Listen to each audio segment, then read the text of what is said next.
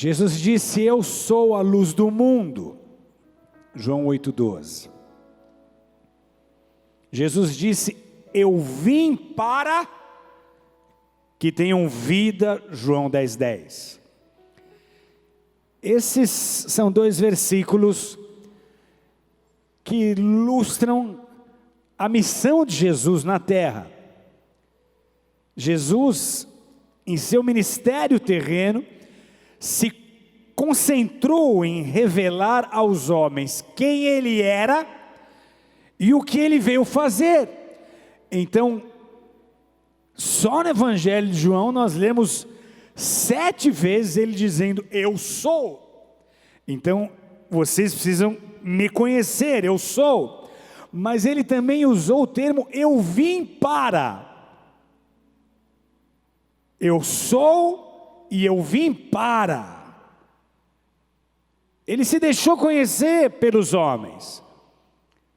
Ele é poder, ele é perdão, ele é amor, ele é misericórdia, ele é compaixão. Mas além de conhecer a sua identidade, os seus seguidores também queriam e precisavam entender o seu propósito.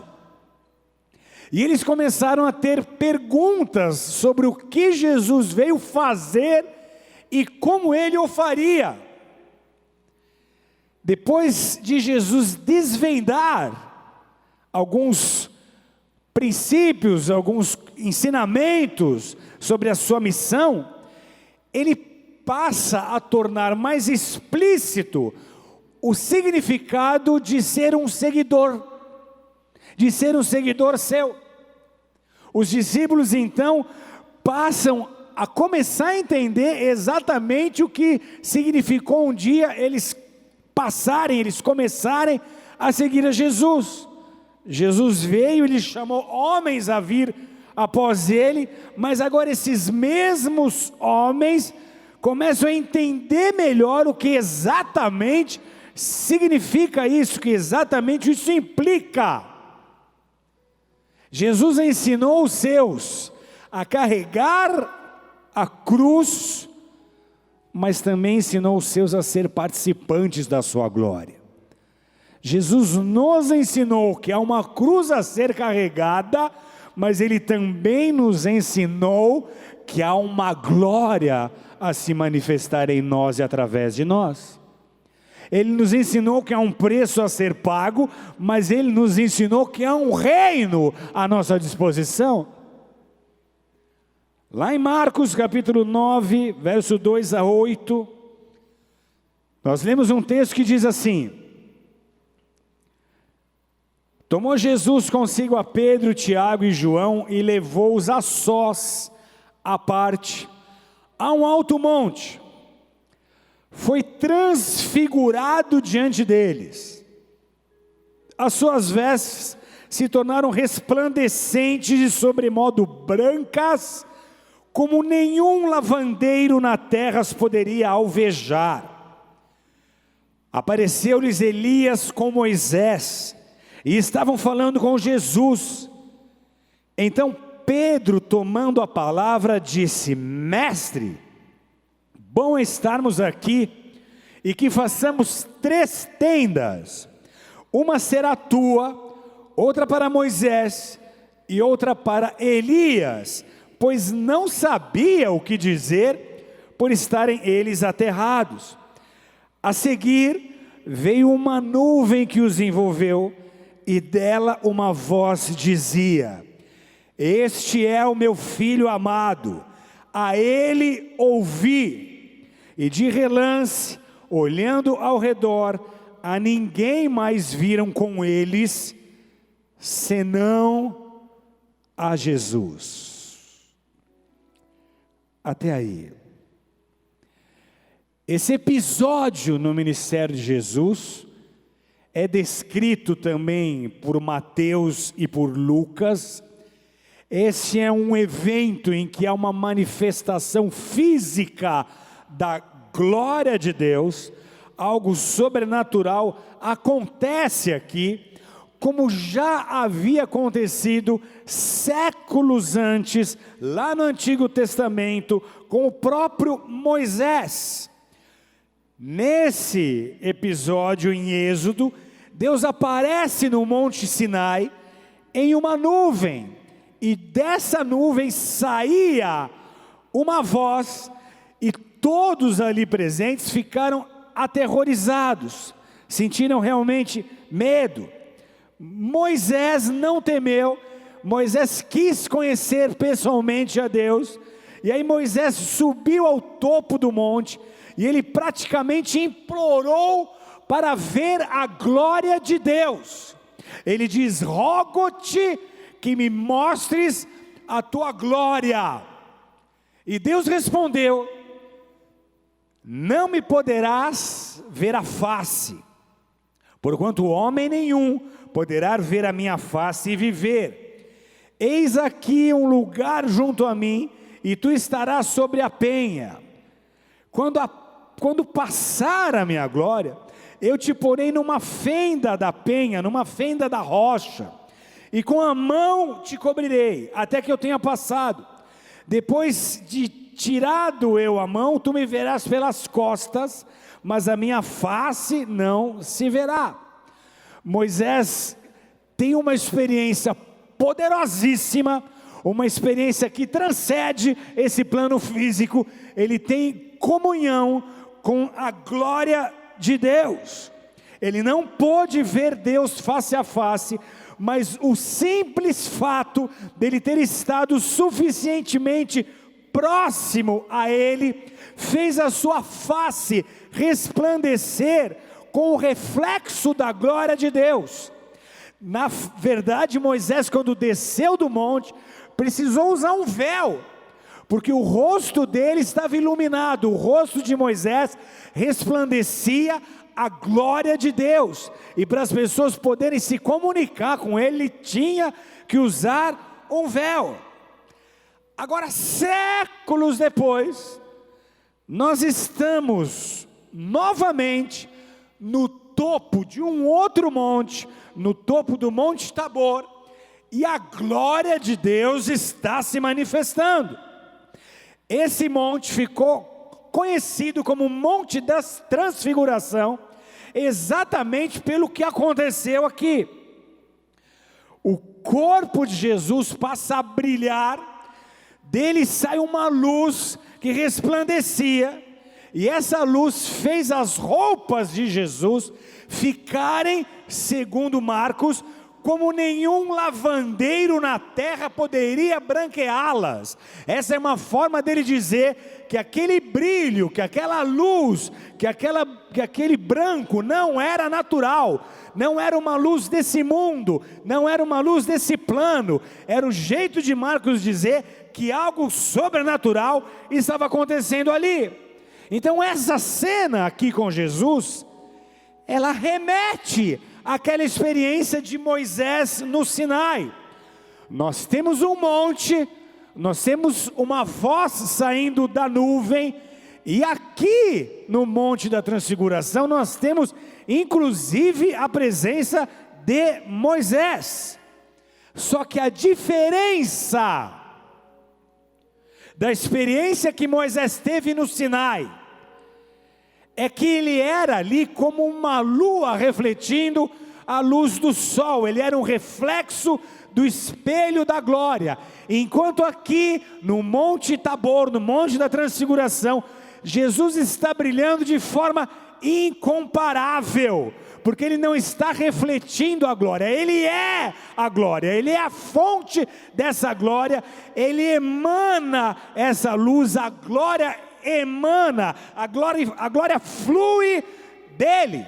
Então a diferença é que Jesus não aponta para a glória de Deus, como Moisés fez, como Elias fez, como outros profetas fizeram. Jesus é a glória de Deus encarnada.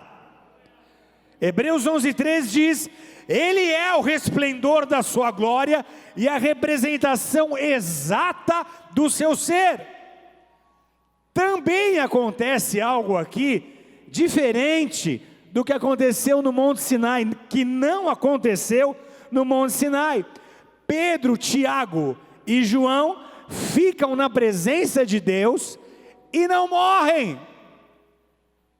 No Antigo Testamento havia sido dito que aquele que contemplasse a face morreria, mas é que eles estão na presença de Deus e não morrem.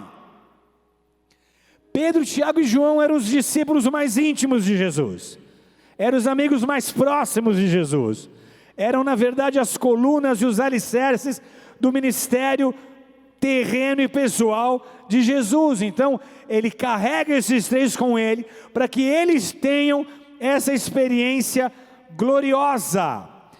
E nos chama muita atenção aqui a reação de um deles que se tornaria o principal apóstolo da igreja primitiva, de um deles que lá na frente Jesus diria: nas suas mãos eu entrego as chaves, o que você ligar está ligado, o que desligar está desligado. Pedro reage de uma forma muito peculiar, e isso é importante para nós. Naquela experiência com Moisés, no Monte Sinai, Deus aparecia em uma nuvem. Aqueles que conhecem a história sabem exatamente como o processo se dava. Havia todo um mecanismo para que o homem pudesse entrar na presença de Deus. Tinha que haver um tabernáculo, nesse tabernáculo estava o Santo dos Santos, havia uma série de ritos e cerimônias, e todo um processo para que a carne humana, para que um sumo sacerdote uma vez por ano, pudesse entrar na presença de Deus diante da arca, e aquela nuvem enchia o Santíssimo Lugar, o Santo dos Santos. O sacerdote sumo fazia expiação pelos pecados do povo, e Deus falava nessa nuvem. Se o sumo sacerdote estivesse em pecado, ele morria, ele caía fulminante. Então os israelitas sabiam que a presença de Deus poderia ser fatal. Eles sabiam que a carne não poderia suportar a presença, a santidade e a glória de Deus. É por isso, é por essa razão, que Pedro fica tão atemorizado e sem saber o que dizer. Essa era a sua cultura, era o ensinamento que ele havia absorvido desde a infância. Ele conhecia a história de Moisés, ele conhecia o tabernáculo, ele sabia o que a glória de Deus podia fazer com o homem, se não houvesse um tabernáculo, se não houvesse uma cobertura, se não houvesse a cerimônia exigida por Deus até aquele momento.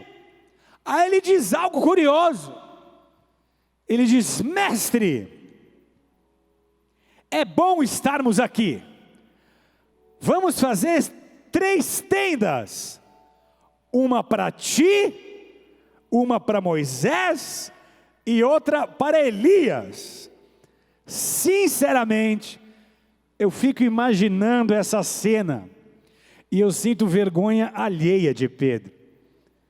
Qual será que foi a expressão de Jesus, de Moisés e de Elias, quando Pedro interrompe aquele momento santo e celestial, para fazer essa sugestão? Que tal, já que estamos aqui, eu vou construir uma barraquinha para Elias, outra para Jesus e outra para Moisés. Essa declaração de Pedro revela alguns pontos que a maioria dos leitores, numa primeira batida de vista ali, não pega. Pedro está contemplando a glória de Deus e testemunhando, presenciando um evento sobrenatural. Por que um evento sobrenatural? Porque nem Moisés e nem Elias conheceram a morte. Eles são um tipo daquilo que um dia será a nossa ressurreição. Moisés foi tomado por Deus, mas o corpo de Moisés não foi encontrado. Então não é que Moisés morreu e agora o espírito dele está aparecendo aqui. Não há nenhuma base para essa tese. Moisés não conheceu a morte. O corpo de Moisés foi glorificado, foi transfigurado. No arrebatamento, os nossos corpos vão passar pelo mesmo processo. Os nossos corpos serão glorificados. A história de Elias vocês já sabem. Ele também não conheceu a morte, ele foi arrebatado numa carruagem de fogo. E também teve o seu corpo transfigurado, glorificado.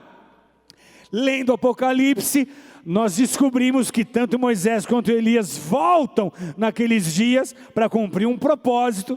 Mas aqui, eles estão aparecendo para Jesus, para Pedro, Tiago e João.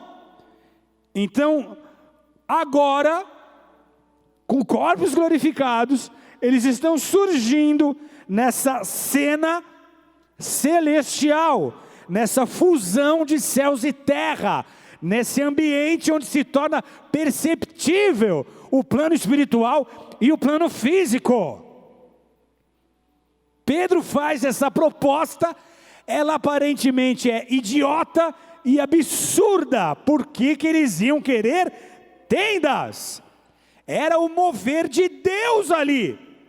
Não se coloca o mover de Deus em tendas. Não se coloca o mover de Deus em caixotes. Ele não se move de acordo com as nossas ideias. Ele não se move de acordo com os nossos limites. Nós é que precisamos expandir as nossas mentes racionais para viver e compreender milagres. Tudo o que Deus faz é sobrenatural. Ele é Deus, Ele está acima do natural. E nós fomos chamados a andar por fé. Nós fomos chamados a andar pelo que cremos que Ele pode fazer. E não há nada que Ele não possa fazer. Não há situação que Ele não possa reverter. Não há relacionamento que Ele não possa restaurar. Não há enfermidade que Ele não possa curar. Não há maldição que Ele não possa quebrar. Não há porta que Ele não possa abrir. Nada é impossível para Ele. Até para a morte Ele deu solução.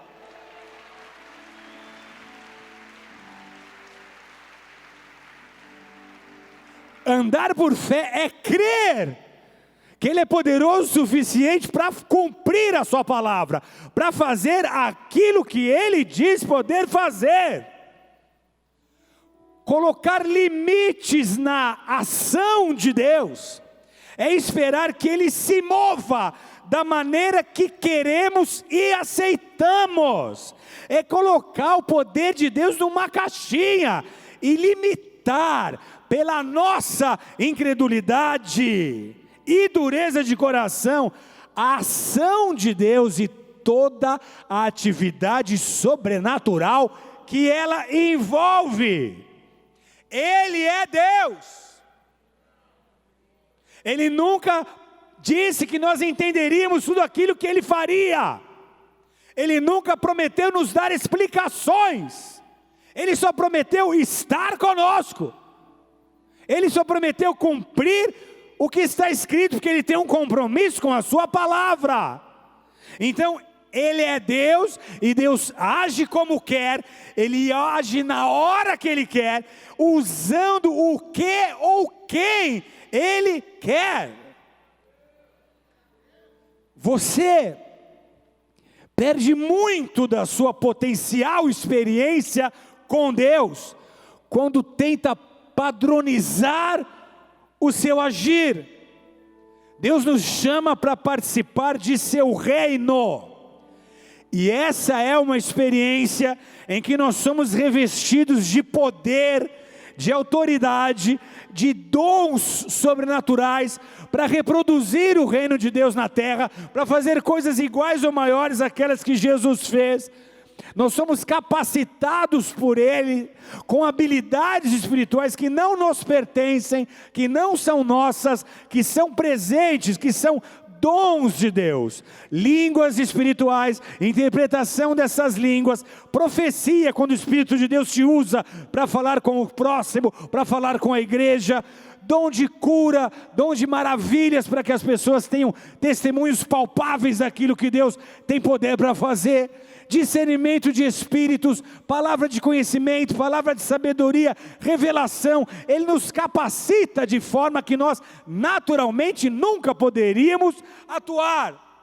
Ele nos chama para participar desse reino. Ele nos introduz nesse plano em que nem sempre 2 mais 2 é 4. Ele nos introduz nesse plano em que a razão não faz muito sentido. Esse plano que o homem com o seu cérebro natural, com o seu intelecto, nunca vai conseguir compreender nem enxergar. E isso ele faz para que nós venhamos a nos familiarizar com o que é sobrenatural, e a partir de então, ele age para que nós também passemos a agir, a nos mover de forma sobrenatural. O sobrenatural não pode ser uma novidade, um bicho de 7 cabeças, algo estranho para nós, algo esporádico para nós. O sobrenatural é o estilo de vida daquele que anda na presença de Deus.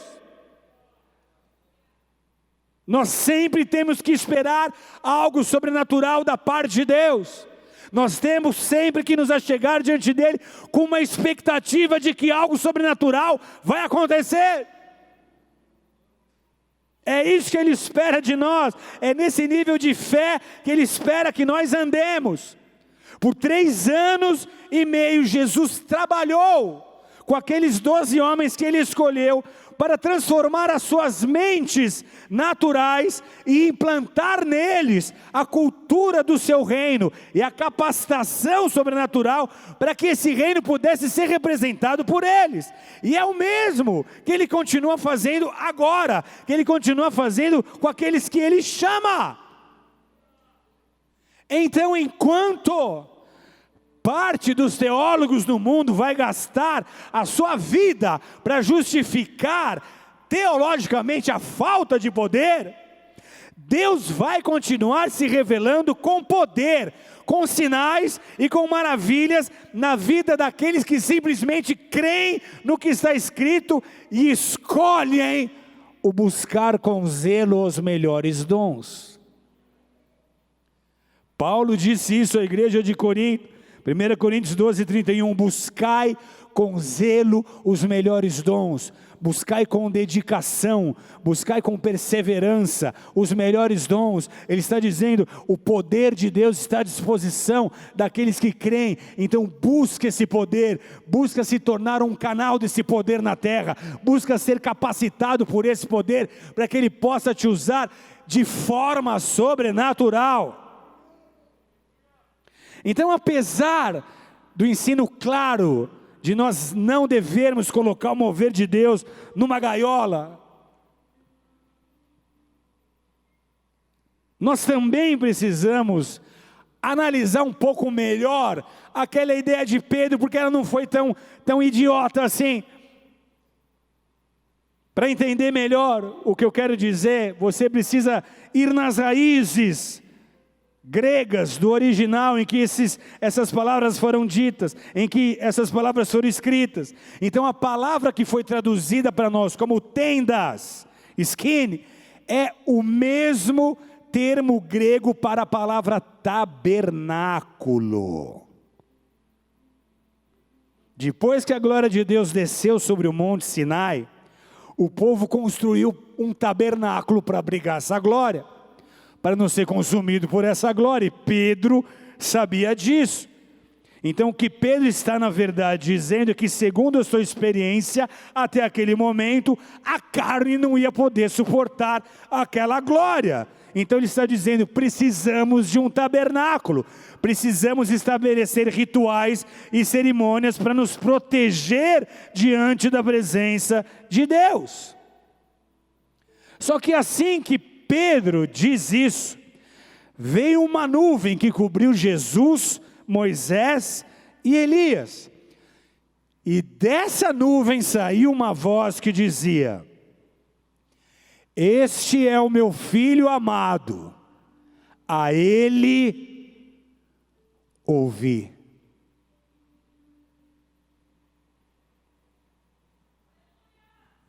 Eles estavam na presença de Deus, Tiago, Pedro e João, diante daquela glória, e eles não foram consumidos por essa glória. Como pode ser? E aí, de repente, olhando ao redor, eles não viram mais ninguém a não ser Jesus. A mensagem emitida é: Moisés, que representa a lei, se foi. Elias, que representa os profetas, que profetizaram sobre Jesus, se foram. Toda a lei de Moisés aponta para Jesus. Todas as profecias do Antigo Testamento sinalizaram Jesus. Os profetas lançaram profecias que funcionaram como um teasers daquilo que ainda viria, da vinda de Jesus. Só que agora, Elias some, Moisés some, está só Jesus. E Deus está dizendo a ele: ouçam a ele, olhem para ele, é ele.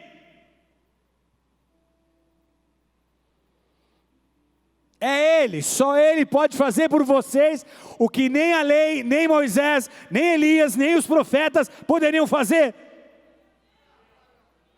Ele é a ponte construída sobre o abismo entre Deus e o ser humano. Ele é o único capaz a dar à humanidade algo que nem Moisés, nem Elias, nem a lei, nem os profetas puderam dar. Por meio de Jesus, nós podemos cruzar a distância que nos separa do nosso Criador. Jesus é o tabernáculo que põe fim a toda necessidade de tabernáculos. Ele é o sacrifício que põe fim a toda necessidade de sacrifícios. Ele é o sumo sacerdote que aponta o caminho a todos os sacerdotes. Quando a nuvem da glória desceu, os discípulos não apenas não morreram, mas a experiência que eles tiveram ali os marcou de forma definitiva e irreversível. Por quê? Porque eles não apenas não morreram, mas também eles foram rodeados, abraçados pelo resplendor de Deus, pela glória de Deus, pela presença de Deus. E ali eles estão escutando o Pai, Deus Pai, falando do seu amor por Jesus, do seu amor pelo Filho. De repente a nuvem se vai, eles estão no alto de um monte, em completo estado de adoração. Antes de terem subido ao monte, Pedro, Tiago e João já criam em Deus. Já estavam seguindo Jesus. Pedro já havia dito: tu és o Cristo. Só que agora, diferente de saber, eles sentiam isso. Eles foram envolvidos pela presença de Deus. Eles tinham não só informações sobre Deus, mas agora eles tinham a face de Deus. Eles tinham o abraço de Deus. Eles tinham o amor de Deus. E é essa experiência que todos nós precisamos ter diariamente. Quando Jesus foi batizado, o Espírito de Deus desceu sobre ele como uma pomba, e o fortaleceu, e o capacitou, para que ele pudesse começar o seu ministério publicamente, ensinar e pregar publicamente, mas também enfrentar as oposições, as perseguições e as dificuldades que ele iria enfrentar. Isso no batismo de Jesus. Agora, mais uma vez, a nuvem de Deus está sobre ele, dessa nuvem sai uma voz. Mais uma vez Deus está dizendo que Ele é um filho amado. Deus o está envolvendo com a sua presença, com a sua luz, com a sua glória, com a sua voz, para fortalecê-lo, para que ele pudesse enfrentar e suportar a cruz do Calvário. Tinha um objetivo para essa aparição, para essa manifestação da glória. O objetivo era fortalecer Jesus para aquilo que ele iria enfrentar. Só que não só Jesus, por isso ele chama Pedro, Tiago e João, porque os discípulos, os três, também precisavam ser fortalecidos e preparados para aquilo que eles iam viver, para aquilo que eles iriam viver quando Jesus ascendesse aos céus, quando Jesus, inclusive antes disso, fosse crucificado. Então aquela experiência com a glória foi uma demonstração de amor e compaixão de Deus, para ajudá-los a lidar com o sofrimento. Uma coisa é você escutar que Deus é bom. Uma coisa é você escutar que Deus te ama. Outra coisa é você ser revestido dessa bondade. Outra coisa é você se sentir amado dessa forma. É você sentir esse amor invadindo a sua vida e a sua alma, curando as suas feridas, te fazendo livre. Quando nós entramos na presença de Deus, é exatamente o que ela faz por nós. A presença de Deus nos fortalece para os dias difíceis. Quando você está na presença de Deus, você está abastecido, você se sente feliz, você se sente bem, mas essa presença está te preparando para aquilo que você vai enfrentar lá fora. Porque saindo da presença de Deus e voltando para esse mundo real, você vai estar cercado de problemas, de dificuldades, de perseguição, de enfermidade, de tantos males, e você vai precisar de força, de luz e de poder para ser vitorioso nessa terra. Então, Ele nos fortalece para os dias difíceis que nós temos que enfrentar, e isso com aprovação que só um pai pode dar a um filho, com um amor incondicional. E quando você é revestido desse amor, quando você sente a mão de Deus sobre você, te dizendo: eu sou contigo, eu sou contigo, eu sou o teu guarda, eu sou o teu protetor, eu te abençoo. Quando você sente esse calor da presença de Deus, esse amor vai transformar o seu medo em decisão, ele vai neutralizar a ansiedade, e ele vai nos encher de esperança.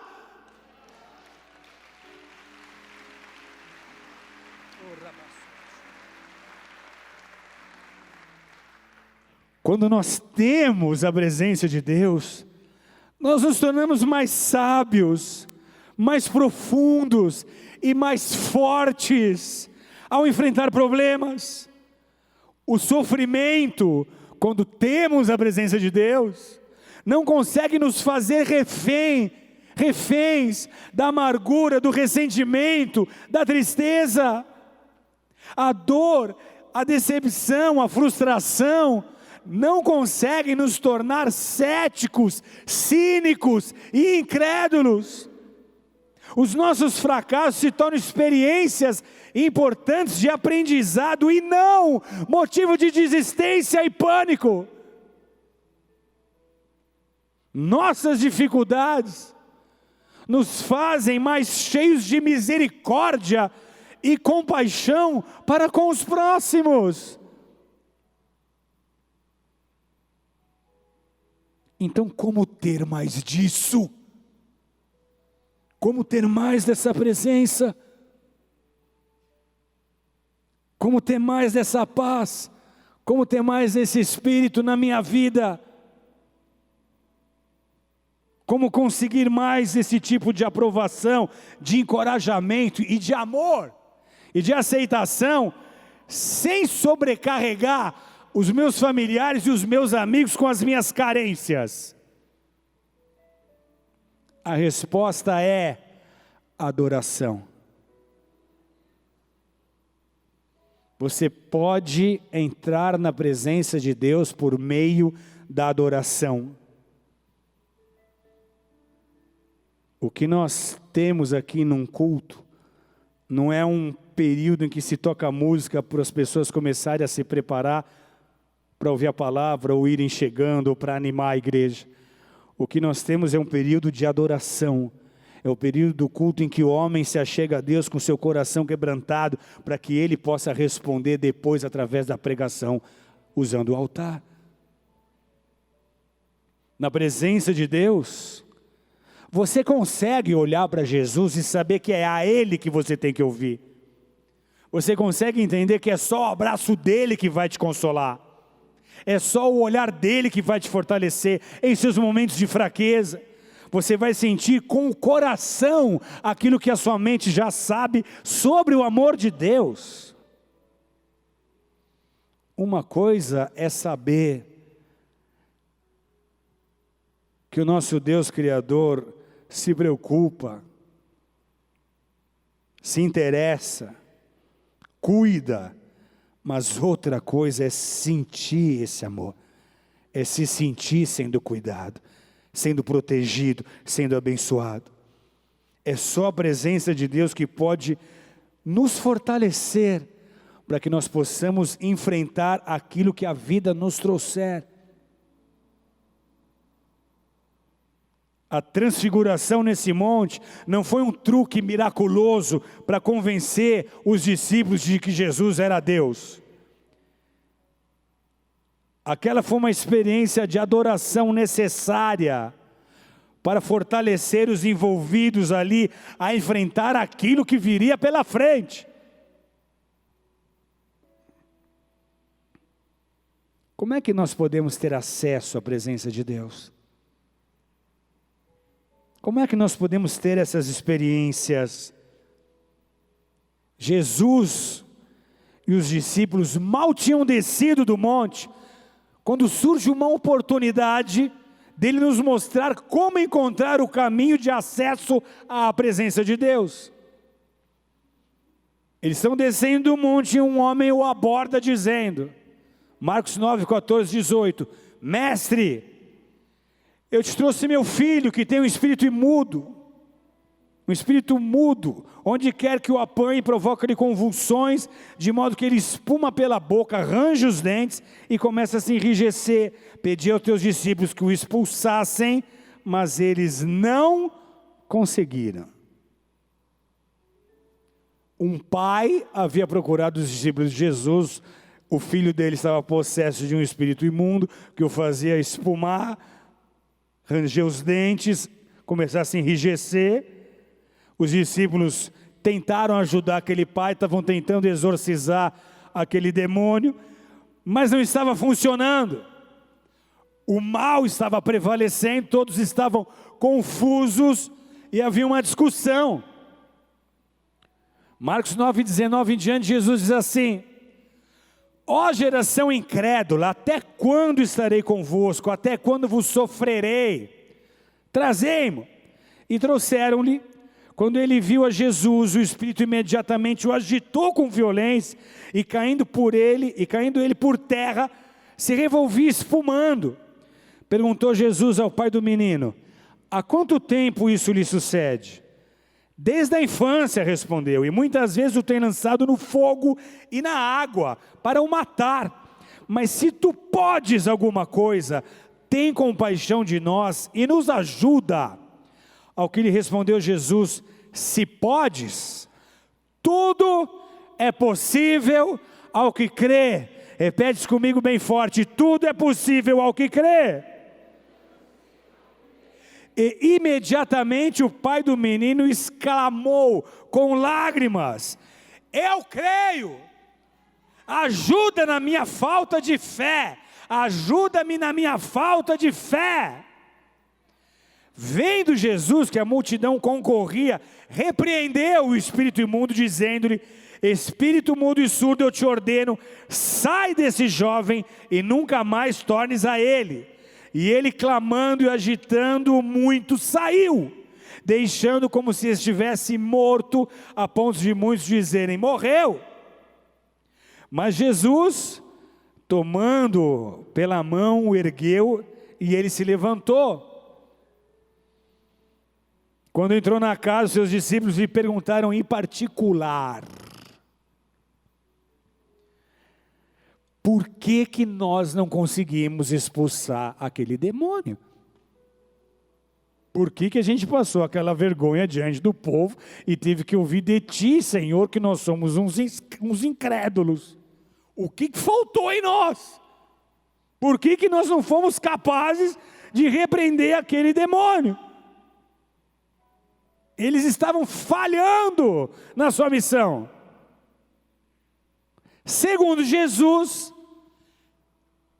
a razão pela qual o seu esforço foi insuficiente foi a falta da presença de Deus que lhes garantia a autoridade e o poder. Esta casta, essa espécie de demônio, não pode sair senão por meio de oração e jejum. O que estava faltando então?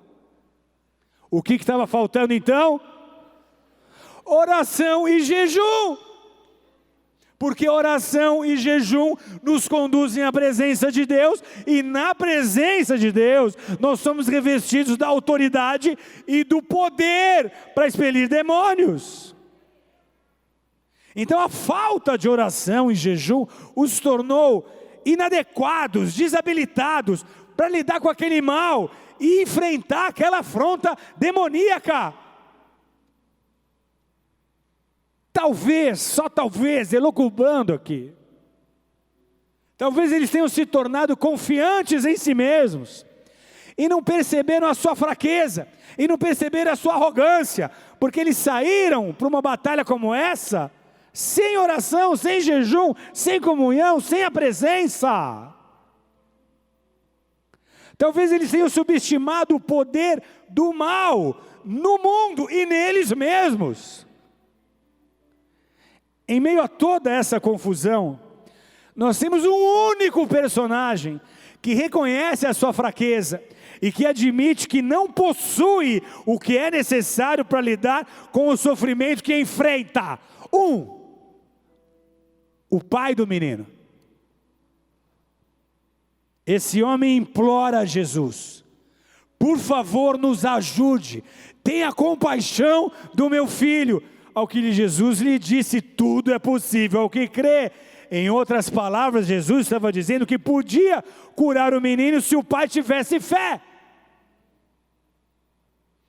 E o pai do menino responde: eu creio, ajuda-me na minha incredulidade, ajuda-me porque minha fé é falha. Eu estou cheio de incertezas, eu estou cheio de medos, eu estou cheio de receios. Ou seja, ele admitiu que estava tentando, mas estava cheio de dúvidas. E aí Jesus vem e cura o menino. Eu quero que você preste atenção nessa dinâmica aqui. Se você tiver fé, ele pode ser curado. O pai sabia que não estava lá.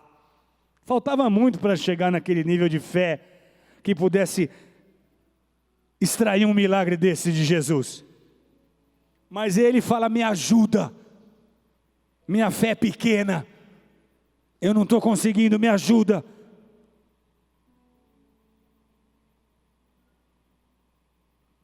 Jesus não responde mais nada, e ele cura o menino. Aqui nós temos algo muito importante. Aqui nós temos um fundamento da fé, uma notícia boa. Por meio de Jesus, nós não precisamos ser perfeitamente justos. Nós precisamos apenas reconhecer a nossa impotência com arrependimento para ter acesso à presença de Deus. Jesus poderia ter dito àquele homem: eu sou a glória de Deus em forma humana. Purifique seu coração, confesse todos os seus pecados, se livre das suas dúvidas e da sua hesitação, E uma vez que você tenha se rendido totalmente a mim, e puder vir a mim com um coração puro, então, e só então, poderá pedir pela cura daquilo que você precisa. Mas não foi o que Jesus fez.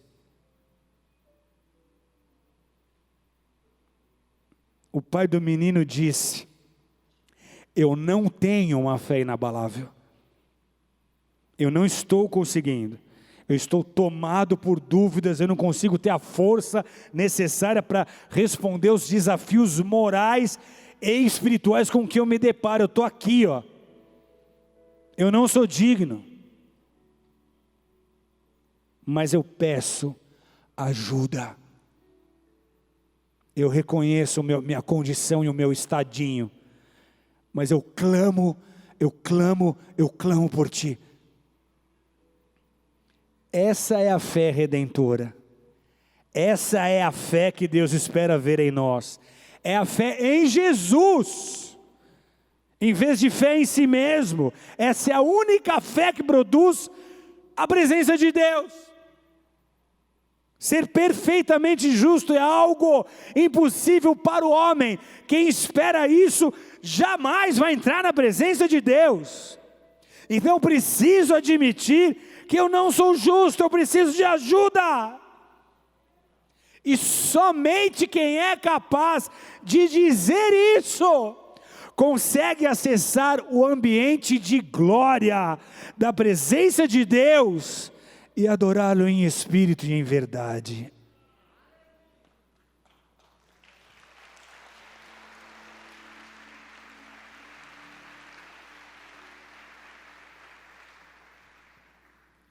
No monte, nós vemos Jesus cercado por Deus. Na cruz, nós vemos Jesus abandonado.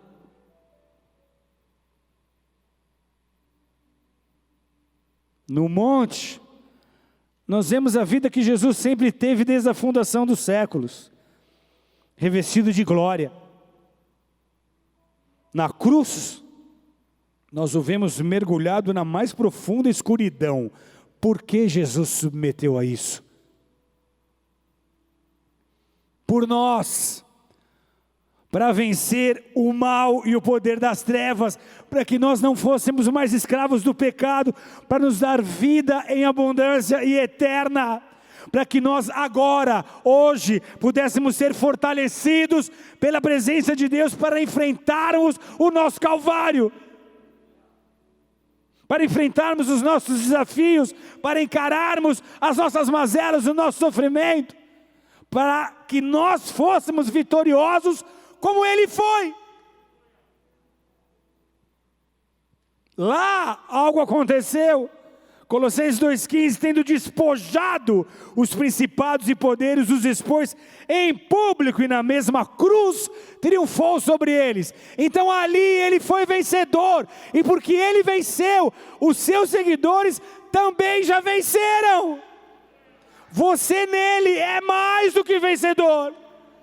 Você nele recebe a força, a autoridade, o poder para lidar com as trevas, para lidar com os problemas nessa terra e para sair de cada um deles dando um testemunho glorioso.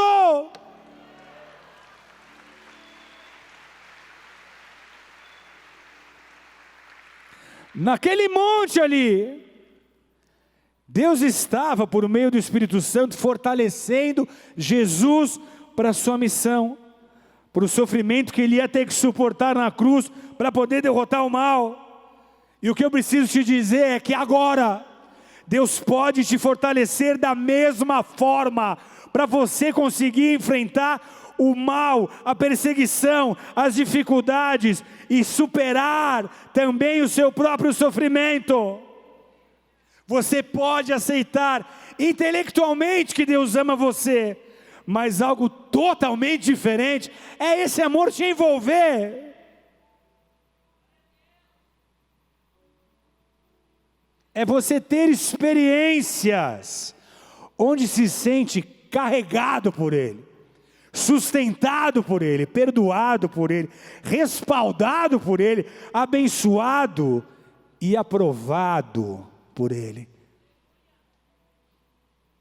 no monte, você escuta por meio do Espírito Santo, Deus dizendo que te ama incondicionalmente, com um amor constante e eterno. Você experimenta esse amor, você experimenta a intimidade com Deus. Não se trata apenas de uma percepção racional da presença de Deus ou do amor de Deus, mas em seu íntimo, em seu coração, você o está ouvindo dizer: você é o meu filho amado, eu te amo, você é o meu filho amado. Eu pagaria um preço infinito, eu iria até as maiores profundezas para não te perder. Na verdade, eu já fiz isso.